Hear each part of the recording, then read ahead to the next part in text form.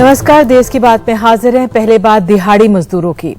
आज Indian express में छपे एनसीआरबी यानी नेशनल क्राइम रिकॉर्ड ब्यूरो के जो आंकड़ों के अनुसार देश में पहली बार दिहाड़ी मजदूरों में आत्महत्या का सबसे ज्यादा ये हुई है। ये आंकड़े जो हैं, ये संख्या आपको बता दें, आत्महत्या के आंकड़े हैं जो पिछली साल के मुकाबले 11.52% बढ़े हैं। तो एनसीआरबी के आंकड़े बताते हैं कि 2021 में जिन लोगों ने खुदकुशी कर जान दी, उनमें से तकरीबन 1/4 लोग ऐसे थे जो दिहाड़ी मजदूरी करते थे। 2021 में कुल 1,64,033 लोगों ने खुदकुशी की, जिनमें से 42,004 दिहाड़ी पर काम करने वाले थे, यानी तकरीबन 25.06%, 1/4। और एनसीआरबी में आपको बता दें, 2021 की एक रिपोर्ट के मुताबिक महिलाओं के खिलाफ भी अपराधों में 15.3% का इजाफा हुआ है। 2021 में सबसे ज्यादा जो रिकॉर्ड वाले राज्य हैं जो महिलाओं के प्रति अपराध में, असम में सबसे ज्यादा, उड़ीसा, फिर हरियाणा, तेलंगाना और फिर राजस्थान आते हैं। बहरहाल आज हम बात कर रहे हैं दिहाड़ी मजदूरों की, इनमें बढ़ते आत्महत्या के मामलों की। हमारे साथ दो खास मेहमान हैं। अंजलि भारद्वाज हैं, सह संयोजक एनसीपीआरआई की, और साथ ही सुनील भराला जी हैं, पूर्व अध्यक्ष हैं उत्तर प्रदेश श्रम कल्याण परिषद के। तो पहले अगर भराला जी भी मुझे बताया जा रहा है, भराला जी जुड़ेंगे। अंजलि हमारे साथ है। अंजलि, आप इन आंकड़ों को कैसे देख रही हैं? दिहाड़ी मजदूरों में इस तरह सबसे ऊपर स्थान है आत्महत्या के मामलों में। देखिए निधि, ये बिल्कुल भी चौंका देने वाली फिगर्स नहीं है। हम बहुत समय से देख रहे हैं कि किस तरीके से इकोनॉमिक रिसेशन है, आर्थिक मंदी चल रही है, अनएम्प्लॉयमेंट बहुत जगह पर, बेरोजगारी चरम सीमा पे पहुंची हुई है, इन्फ्लेशन जो प्राइस राइज है वो हर घर को, जो गरीबी रेखा से लोग नीचे रहते हैं, उन्हें प्रताड़ित कर रही है, जिस तरीके की महंगाई है। ऐसे में बहुत जरूरी है कि सरकार, जहां हम कहते हैं हम वेलफेयर स्टेट हैं, कि स्टेप इन करे और लोगों को जो न्यूनतम जरूरतें हैं, जो उनके मौलिक अधिकार हैं, वो दिलाएं। अब हम अगर देखें कि सबसे ज्यादा वल्नरेबल हमारे देश में कौन लोग हैं, वो दिहाड़ी मजदूर हैं, क्योंकि हर रोज कमाकर खाने वाले लोग हैं। और जब कोविड में भी हमने देखा, लॉकडाउन लगे, 4-4 घंटे के नोटिस पर लॉकडाउन लगे, तो सबसे पहले जो डिस्ट्रेस सामने आया और जिसने फिर रूप लिया, वो माइग्रेंट वर्कर्स जो चलकर बहुत मीलों अपने गांव वापस जा रहे थे, हंड्रेड्स ऑफ माइल्स अवे, वो हमें नजर आया कि किस तरीके का डिस्ट्रेस था। तो ऐसे में जब हम देख रहे हैं कि बीमारी है, महामारी है, लोगों को बहुत जगह पर ब्लैक में खरीद कर ऑक्सीजन सिलेंडर्स, दवाइयां लेनी पड़ी, डेट ट्रैप का एक पूरा मामला बन गया है, जहां पर लोग, क्योंकि उनके पास कोई ऐसा तो है नहीं कि सेविंग्स बहुत ज्यादा है, तो लोग फिर लेते हैं, डेट लेते हैं और उसको वापस करने का उनके पास कोई तरीका नहीं है। ये लगातार हमने देखा है कि जो सरकार की नीतियां हैं वो at best sketchy relief provide कर रही हैं। PMGKAY, जिसके तहत सरकार हर राशन कार्ड होल्डर को एक्स्ट्रा 5 किलो राशन दे रही है, उसमें उन लोगों का कोई मदद की संभावना नहीं है जिनके पास राशन कार्ड है ही नहीं। और ऐसी एक बड़ी संख्या है हमारे देश में जो बिल्कुल न्यूनतम गरीबी पर की रेखा पर हैं, लेकिन उनके पास राशन कार्ड नहीं है। केवल एक आत्मनिर्भर स्कीम शुरू की गई थी, जिसमें 1 या 2 महीने के लिए पिछले 2.5 साल में हमने देखा है कि लोगों को थोड़ा सा राशन मिला। स्टेट गवर्नमेंट्स ने कुछ कोशिशें की, लेकिन वो भी कोई सस्टेन्ड लेवल पे नहीं हुई। तो खाने पीने की समस्या परिवारों को लगातार परेशान कर रही है, बीमारी बिल्कुल लगी हुई है लोगों के। अंजलि जी, मैं आपसे ये समझना चाह रही थी, क्योंकि आप जमीन पर एक्सटेंसिवली काम करती हैं, मैं ये जानना चाह रही थी, जो कोविड के बाद जो एक खाने पीने का रिलीफ था, क्या वो अब भी जारी है? दूसरा, ये रोजगार के तहत, क्योंकि मनरेगा के तहत 100 दिन का रोजगार की बात थी, उस लिहाज से जो हमारे दिहाड़ी मजदूर हैं, क्या स्थिति है रोजगार को लेकर? हालांकि हम सब जानते स्थिति खराब है, लेकिन क्या जमीनी स्थिति क्या है? जी देखिए, जहां तक राशन का सवाल है, जैसे मैंने कहा, प्रधानमंत्री गरीब कल्याण अन्न योजना चल रही है, सितंबर तक वो है और उसके बाद अभी तक कोई अंदेशा नहीं है कि उसको एक्सटेंड किया जाएगा। लेकिन उसके तहत लोगों को जिनके पास राशन कार्ड हैं उन्हें रिलीफ दिया गया है। लेकिन सुप्रीम कोर्ट ने भी ये कहा है कि करोड़ों लोग ऐसे हैं हमारे देश में आज जिन्हें सख्त जरूरत है सब्सिडाइज्ड राशंस की। वो बिना 2 वक्त की रोटी खाए और उनका परिवार बिना 2 वक्त की रोटी खाए सो रहे हैं। उनके लिए कोई रिलीफ का साधन अभी तक नहीं नजर आया है। केंद्र सरकार ने केवल 2 महीने के लिए आत्मनिर्भर स्कीम शुरू की थी। तो ये जो सबसे अंत गरीब वर्ग है हमारे देश में, जो दिहाड़ी मजदूर सबसे ज्यादा हैं, जिसमें वो हम देख भी रहे हैं आंकड़ों में, जो मजबूर हो रहे हैं सुसाइड कमिट करने पर, उनके लिए ये सबसे बड़ी समस्या है। आपने जहां तक रोजगार की बात की, जो कि महात्मा गांधी नरेगा स्कीम है, उसके तहत रूरल एरियाज में, ग्रामीण क्षेत्रों में 100 दिन के रोजगार की संभावना है। लेकिन हम देखते हैं कि किस तरह से बजट्स एडिक्वेट नहीं दिए जा रहे हैं। हम तमाम लोगों से मिल रहे हैं जो कह रहे हैं कि महीनों से उन्होंने काम कर रखा है पर उन्हें वेजेस नहीं मिले हैं। जो इलाके हैं नागरिक, जो नगर हैं, क्षेत्र हैं, वहां पर तो कोई भी रोजगार की योजना है ही नहीं। तो अर्बन एम्प्लॉयमेंट गारंटी स्कीम जिसकी बहुत सख्त जरूरत है वो नहीं है। और एक चीज मैं जिस पर रोशनी डालना चाहूंगी वो ये है कि सबसे बड़ी समस्या हमारे देश में है कि जब किसी के पास, दिहाड़ी मजदूर स्पेशली, उनके पास जब काम के अवसर नहीं होते, उनका पूरा परिवार ग्रस्त हो जाता है एक्सट्रीम पॉवर्टी से। इनकम शॉक्स वो ले नहीं पाते हैं। ऐसे में पूरे विश्व में आप देखिए, सबसे डेवलप्ड कंट्रीज में भी कैश ट्रांसफर्स कुछ ना कुछ दिए जाते हैं। जगह जगह पर यूनिवर्सल बेसिक इनकम की बात हो रही है, लेकिन हमारे देश में ऐसा कुछ नहीं हुआ। तो लोगों को जो महामारी से गुजरना पड़ा, जो इकोनॉमिक मंदी से गुजर रहे हैं, इन्फ्लेशन को आप देखिए कहां पर पहुंच गए हैं प्राइसेस, एसेंशियल कमोडिटीज के भी। तो उसके कारण लोगों को बहुत गंभीर डिस्ट्रेस है। बिल्कुल अंजलि, आप रुकिए हमारे साथ। मैं महाराष्ट्र की भी इसमें आपको अपडेट दे दूं कि महाराष्ट्र लगातार तीसरे साल आत्महत्याओं में सबसे ऊपर है। साल दर साल खुदकुशी करने वालों के बढ़ते आंकड़े परेशान करने वाले। भारत में पारिवारिक समस्या, अकेलापन, आर्थिक स्थिति और नशे की लत के चलते आत्महत्या के मामले बढ़े हैं। एनसीआरबी की ताजा रिपोर्ट के अनुसार देश में सुसाइड के मामलों में 2020 की तुलना में साल 2021 में 7.2% की वृद्धि हुई और सबसे ज्यादा महाराष्ट्र में भी है। सुनील भराला जी मुझे बताया जा रहा है हमारे साथ आप जुड़ चुके हैं। सुनील जी, मेरा आपसे बस यही है आकलन, क्योंकि आप श्रम विभाग के साथ काफी जुड़े हुए हैं, उपाध्यक्ष रह चुके हैं। क्या आपका आकलन, क्यों दिहाड़ी मजदूरों में इस तरह की आत्महत्या की दर इतनी बड़ी है?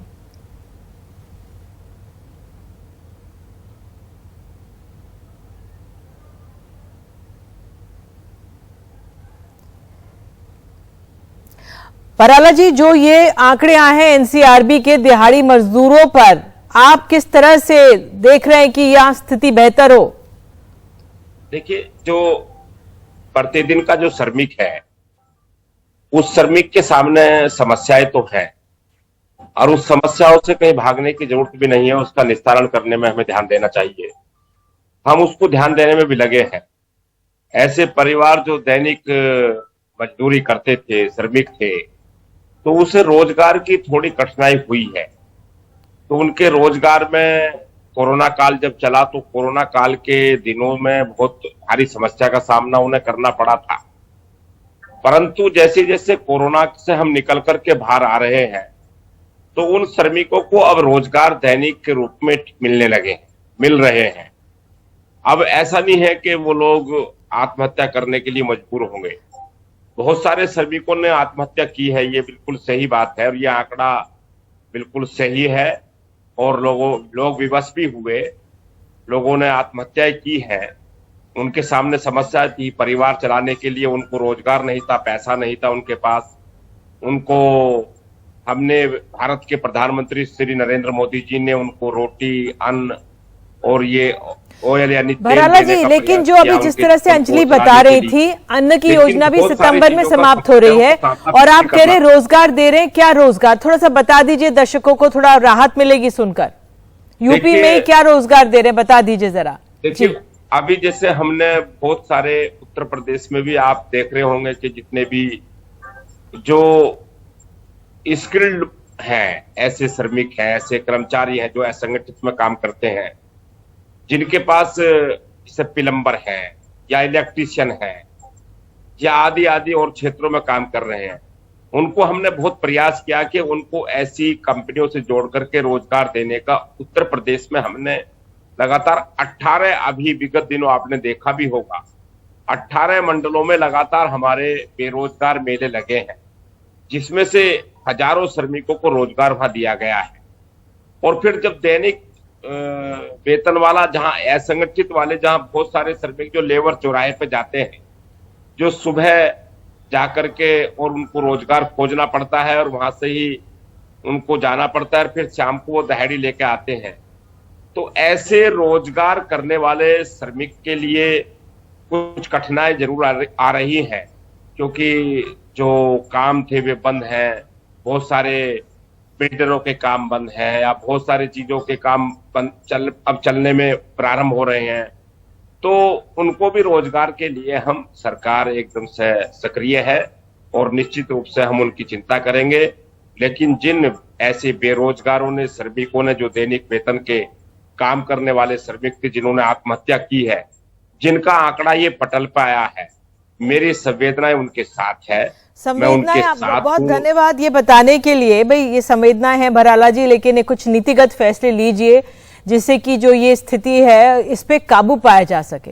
आप लोगों से उम्मीद रहेगी। और आप जिस तरह से कह रहे हैं कि 18 मंडलों में बेरोजगारी मेले लग रहे हैं, ये ठीक है, लेकिन कितनों को मिलता है ये अपने आप में बहुत अहम हो जाता है। आंकड़े आप अगर सामने लाएंगे तो उससे लोगों को बहुत राहत मिलेगी। और जी, हम बिल्कुल आपका जो है इस बात को और तेजी से बढ़ाने की कोशिश करेंगे, अपने अधिकारियों के बीच में इसे पहचाने पहुंचाएंगे और अपने मुख्यमंत्री से वार्ता करेंगे कि इसकी तरफ हमारा ध्यान आपने आकर्षित किया। मैं आपको इसके लिए धन्यवाद देता हूं। धन्यवाद भराला जी। अंजलि, बहुत बहुत धन्यवाद। उम्मीद करते हैं कि स्थिति पर जो परिस्थिति बनी हम सबके सामने, इस पे सरकार नीतिगत फैसले ले और ध्यान दे। बहुत बहुत धन्यवाद जुड़ने के लिए। और अब बात, क्योंकि हम आर्थिक मंदी की बात कर रहे हैं, क्योंकि जो आत्महत्याएं होती हैं, आर्थिक मंदी, परेशानियां इसी से जुड़ी होती हैं, तो एक खबर हम आपके लिए लाए हैं मध्य प्रदेश से। पिछले हफ्ते इंदौर में एक साथ 4 अर्थियां उठी थी। पेशे से इंजीनियर अमित ने ऑनलाइन ऐप से लोन लिया था। किश्तें नहीं चुका पाने के कारण पूरे परिवार के साथ उसने खुदकुशी कर ली। कुछ हफ्ते पहले भोपाल में इंजीनियरिंग के छात्र निशांक ने खुदकुशी कर ली थी। उसने भी ऑनलाइन लोन ऐप से बड़ी रकम उधार ले रखी थी। अब सरकार ऑनलाइन ऐप के खिलाफ कार्रवाई की बात कर रही है, कह रही है कि इसके संचालन को लेकर गाइडलाइंस बनाई जाएंगी।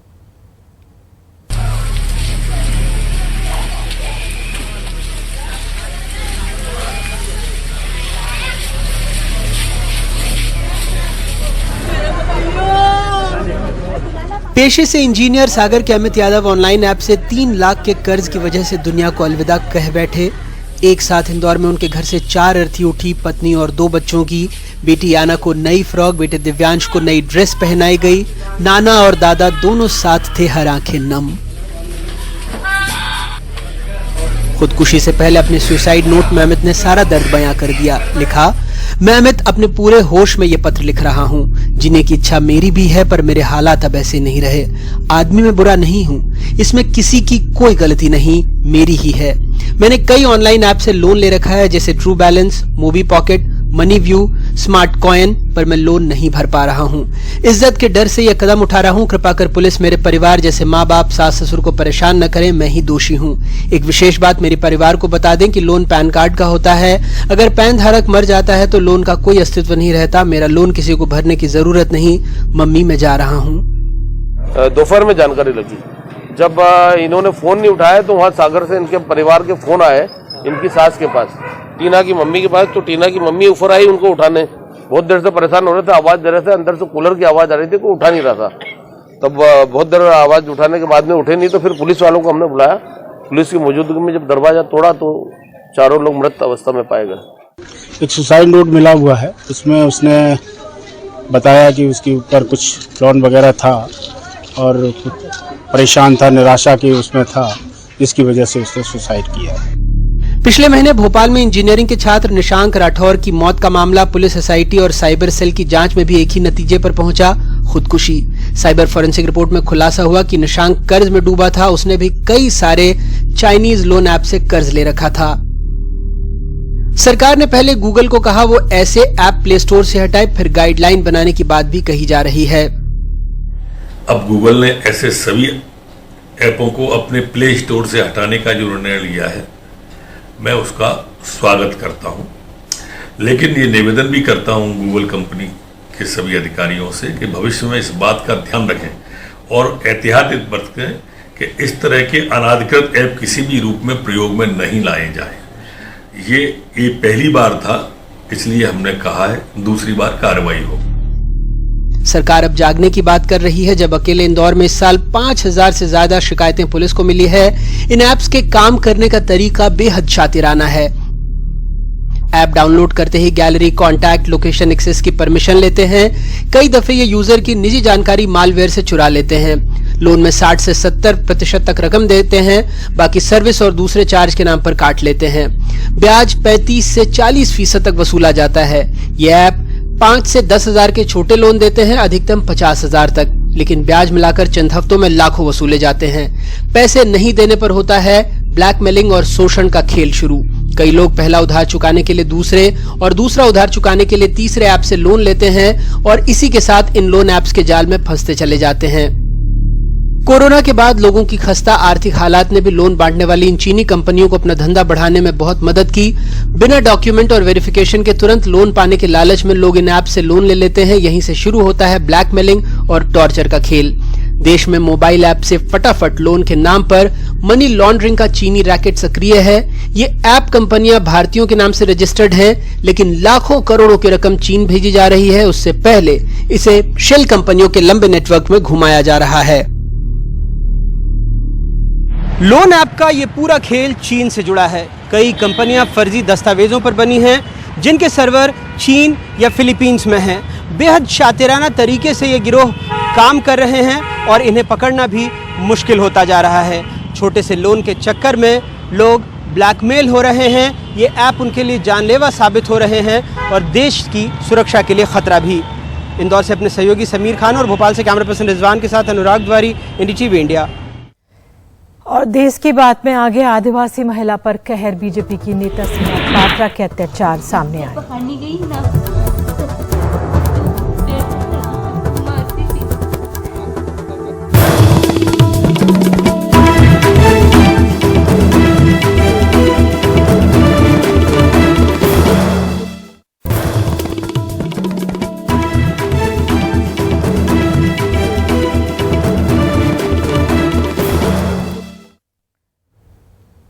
झारखंड में घरेलू सहायिका को यातनाएं देने का एक बेहद तकलीफदेह मामला सामने आया है। बीजेपी की नेता रही सीमा पात्रा 8 साल तक अपने घर पे काम करने वाली आदिवासी लड़की पर जुल्म ढाती रहीं।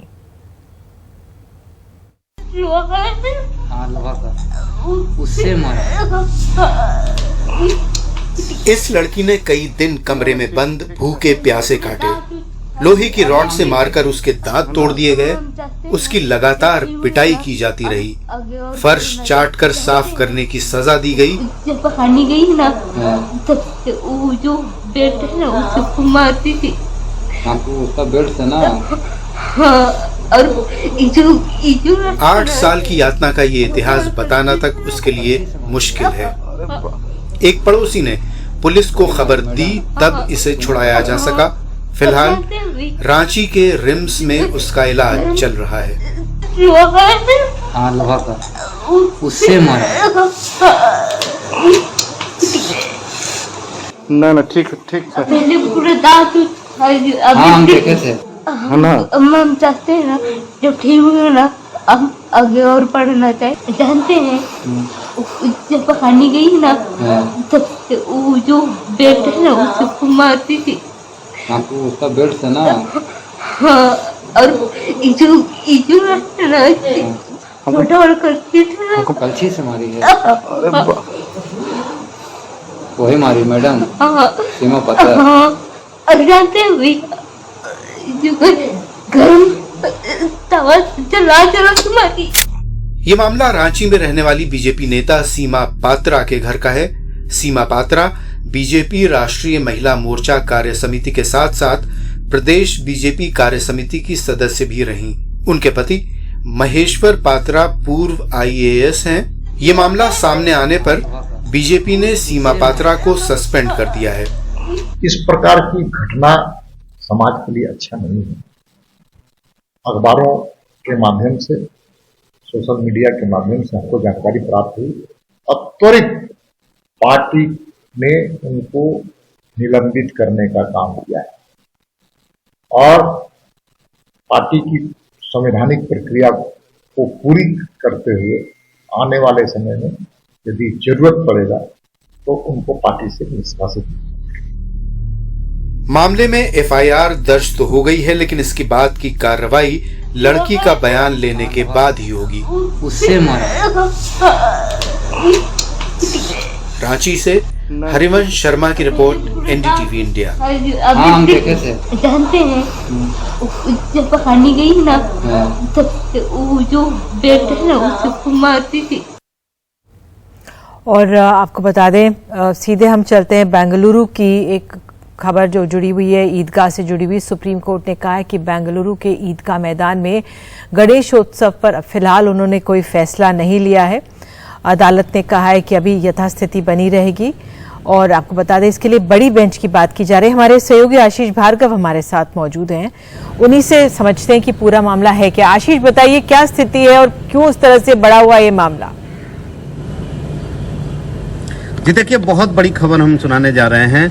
एक ईदगाह मैदान जो बेंगलुरु का है, उसमें सरकार ने, कर्नाटक की सरकार ने 2 दिन के लिए इजाजत दी थी कि वहां पर गणेश चतुर्थी का समारोह मनाया जाए, गणेश उत्सव मनाया जाए।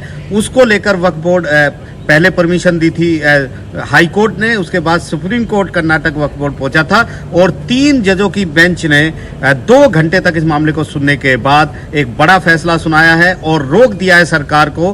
कहा है कि यथास्थिति वहां पर बरकरार रहेगी, कोई भी आयोजन वहां पर नहीं होगा, किसी भी तरह का आयोजन नहीं होगा, ये कहा है। यानी जो आज की स्थिति है वैसी स्थिति बनी रहेगी। तो बड़ा फैसला यहां पर आया और वक्फ बोर्ड को भारी राहत दी है। जो बार बार ये कह रहा था ये उसकी संपत्ति है, वहां पर इस तरह की दूसरे धर्म की धार्मिक गतिविधियों की इजाजत नहीं दी जा सकती है। सरकार ये फैसला नहीं कर सकती और अदालत से कहा था कि वो रोक लगाए कि गणेश चतुर्थी के जो आयोजन जो वहां पर 2 दिन के लिए किया जा रहा है उस पर रोक लगाए। इधर सरकार की ये दलील थी कि सरकार रेवेन्यू रिकॉर्ड में उसकी मालिक है और वो 2 दिन के ये आयोजन 2 दिन के लिए कर रही है, इसलिए उसे इजाजत दी जाए।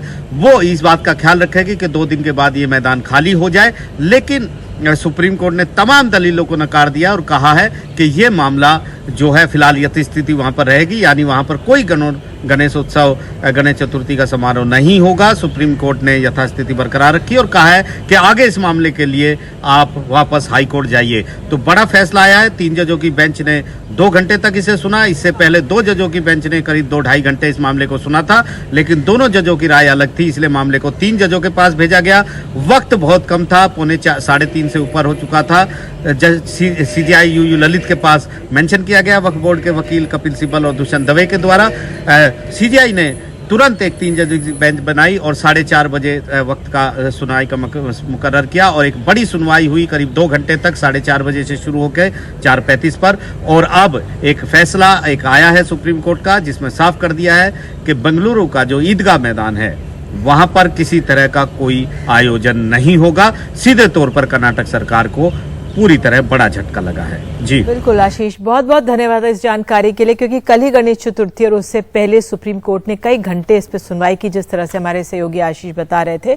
और अब वहां पे गणेशोत्सव नहीं होगा, फिलहाल यथास्थिति बनी रहेगी। तो आइए देश की बात में आगे बढ़ते हैं और जो दिल्ली की राजनीति है, बीजेपी और आम आदमी पार्टी पर जो आरोप प्रत्यारोप का दौर चल रहा है उस पर एक रिपोर्ट दिखाएंगे। बने रहिए हमारे साथ।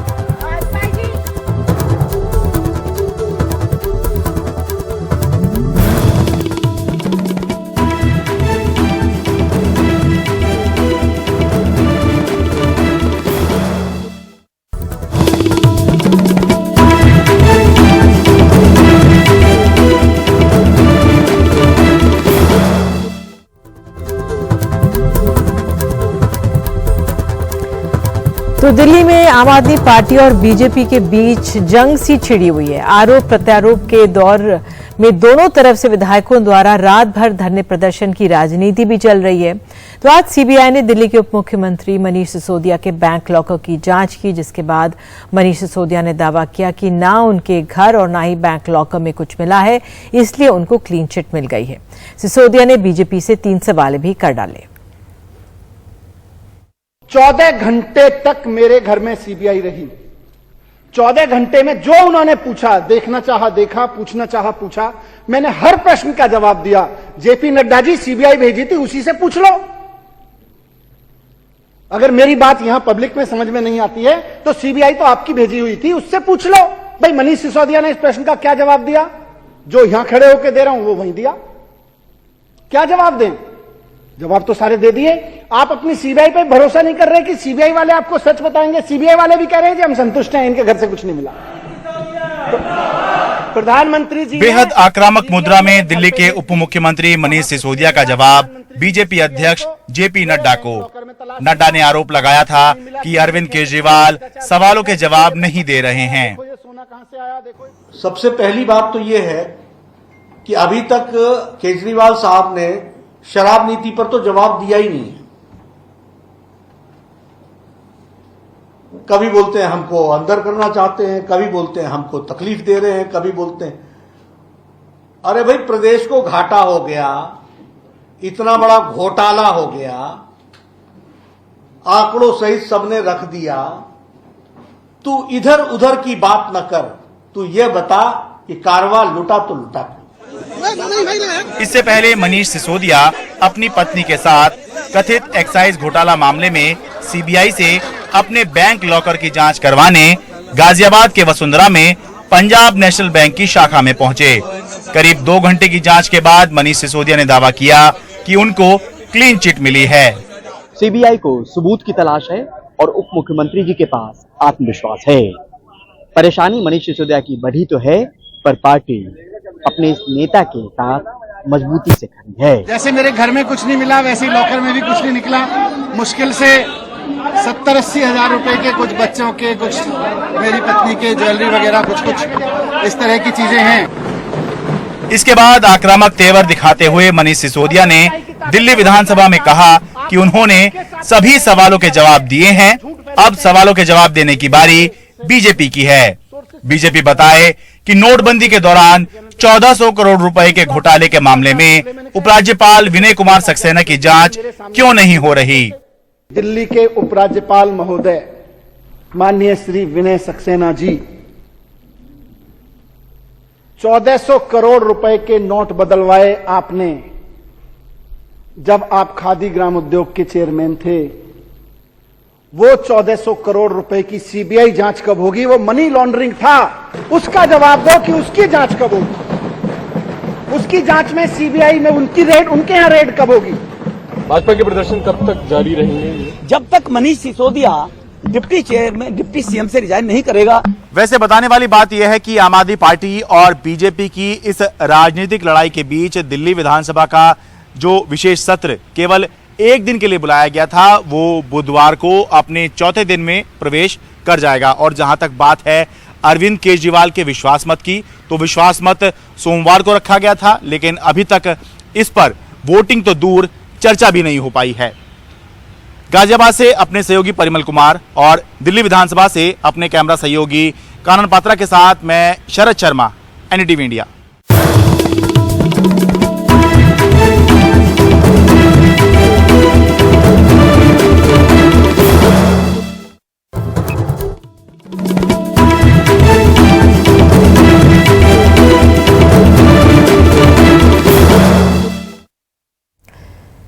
केंद्रीय विश्वविद्यालय प्रवेश परीक्षा यानी CUET की परीक्षा के आज अंतिम दिन 1 लाख से ज्यादा छात्रों ने इसे दिया। 1.5 महीने से ज्यादा चले CUET की परीक्षा कई बार स्थगित होने से बड़े पैमाने पर छात्र और अभिभावक परेशान भी हुए थे। लेकिन किन कारणों से परीक्षा स्थगित हुई और CUET परीक्षा पर स्टूडेंट्स की क्या राय है, देखिए रिपोर्ट। CUET के इस परीक्षा केंद्र के बाहर बारिश के बावजूद हजारों स्टूडेंट्स और अभिभावक इकट्ठा हैं। 1.5 महीने से चल रही इस परीक्षा का आज अंतिम दिन है, लिहाजा बार बार स्थगित होने वाली परीक्षा को देने के लिए स्टूडेंट्स दूर दूर से आए हैं। जिन स्टूडेंट के नंबर कम हैं, उनके लिए CUET की परीक्षा अच्छी है, लेकिन CUET की परीक्षा को लेकर स्टूडेंट्स की राय बटी हुई है। कैसा हुआ पेपर? अच्छा था पेपर। आपका पोस्टपोन हुआ था? हाँ जी। अच्छा, तो ये जो पोस्टपोन हुआ है वो कितनी बार आपका पोस्टपोन हुआ था? 3 से 4 बार। 3 से 4 बार, तो दिक्कत हुई होगी काफी।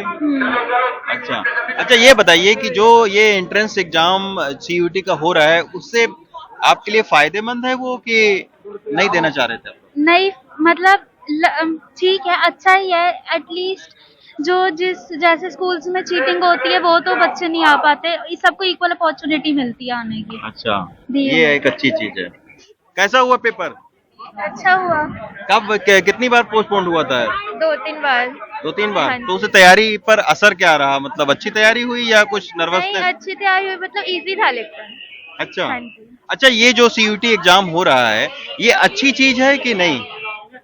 अब अगर क्योंकि इतना पोस्टपोन कर दिया, अगर मेरिट बेस पे लेते तो ज्यादा बेटर रहता, क्योंकि इतना टाइम वेस्ट हो गया, अब 3-4 महीने चले गए। नहीं, लेकिन इससे ये भी तो है जिनके कम नंबर हैं उनको लेकिन हमारे आए opportunity थे मिल ना गई। अच्छे नंबर, तो इसलिए।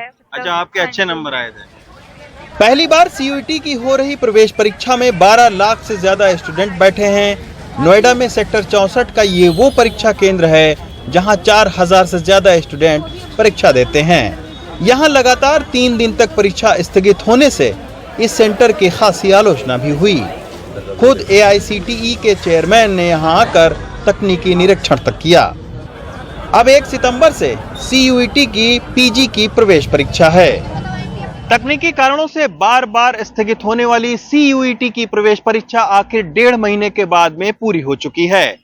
उम्मीद ये की जा रही है कि सितंबर के अंतिम सप्ताह तक काउंसलिंग भी हो सकती है, लेकिन जिस तरीके की तकनीकी दिक्कतें स्टूडेंट्स को प्रवेश परीक्षा के दौरान देखनी पड़ी है, हम उम्मीद करते हैं कि काउंसलिंग के दौरान ये सारी दिक्कतें स्टूडेंट्स को नहीं होंगी।